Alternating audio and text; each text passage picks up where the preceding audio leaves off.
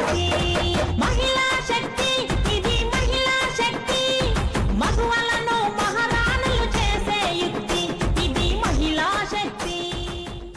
ఒక నినాదం తోటి ఈ మన తెలంగాణ రాష్ట్రంలో సెల్ఫ్ ద్వారా జరుగుతున్నటువంటి కార్యక్రమాల్లో భాగంగా అందరు మహిళలను సంఘాలలో చేర్పించాలనే ఒక ఉద్దేశంతో గౌరవ ముఖ్యమంత్రి గారి యొక్క ఆదేశానుసారంగా ఈ నెల 12వ తారీఖు నుంచి 18వ తారీఖు జరిగే ఇందిరా మహిళా శక్తి